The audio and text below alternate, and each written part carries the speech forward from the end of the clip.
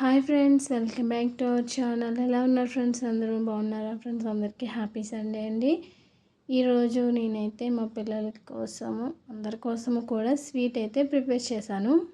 అది కూడా పాయసం అయితే చేశానండి, సగ్గుబియ్యం సేమియాతోటి. అయితే ఇక్కడ నేను ఎప్పుడు కూడా బెల్లాన్ని ప్రిపేర్ చేస్తాను పంచదార కన్నా. కానీ మా హస్బెండ్ అయితే బెల్లంతో తినరండి, అందుకని ఈరోజైతే పంచదారతో అయితే ప్రిపేర్ చేశాను. దానికోసం ఇంగ్రీడియంట్స్ వచ్చి పంచదార 1 కప్పు తీసుకున్నాను, 1 హాఫ్ కప్పు.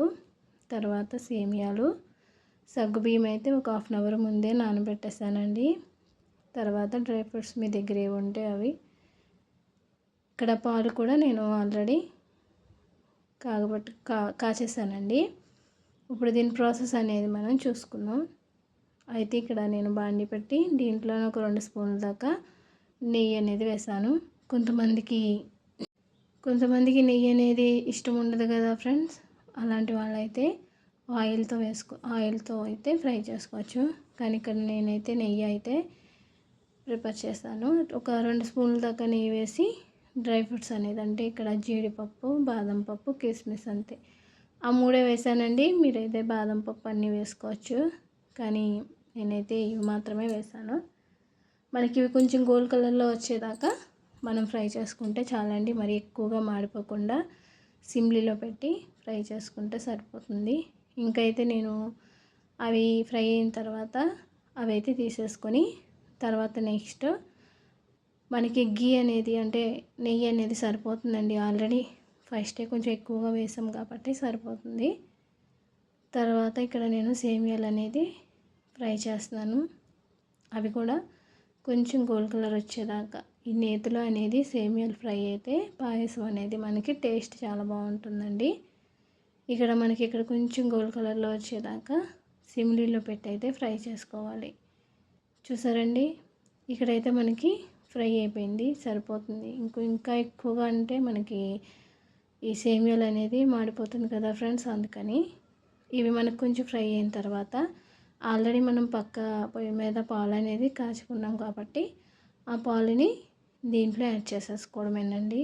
లేదు అనుకుంటే మీరు ఈ ఫ్రై చేసిన సేమియాలను తీసేసి పాలు వేసి తర్వాత అన్ని ఇంగ్రీడియంట్స్ వేయచ్చు. కానీ ఎలా చేసినా ఒకటే కాబట్టి నేనైతే అవి ఫ్రై అయిన తర్వాత పాలు అనేది దీంట్లో యాడ్ చేసుకున్నాను.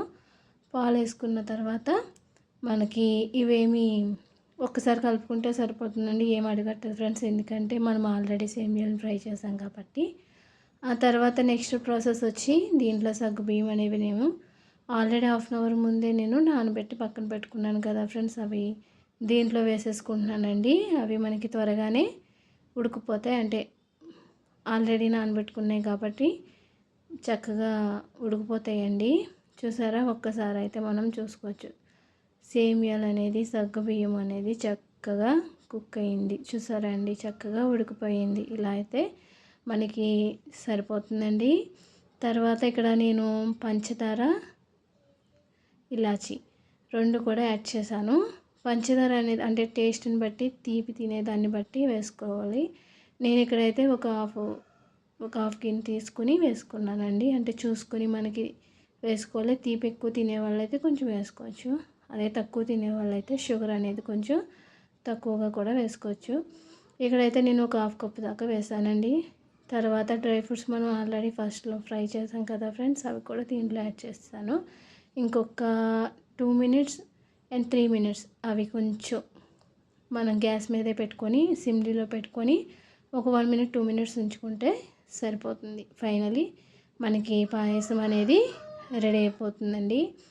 ఇక్కడైతే ఫైనలీ పాయసం అనేది ప్రిపేర్ అయిపోయింది. చక్కగా తీయగా ఏదన్నా తినాలనుకున్నప్పుడు, పిల్లలు అడిగినప్పుడు, అప్పటికప్పుడు చాలా త్వరగా చేయాలనుకున్నప్పుడు మనకి పాయసం చాలా బాగుంటుందండి. చక్కగా చిక్కబడకుండా మనం ఇలాగా పంచదారతోటి ఇలా ప్రిపేర్ చేసుకుంటే టేస్ట్ అనేది చాలా బాగుంటుంది. ఫైనలీ నేను చేసిన ఈ పాయసం అయితే ఎలా ఉందో ఖచ్చితంగా అయితే మీరు కామెంట్ చేయండి, లైక్ చేయండి.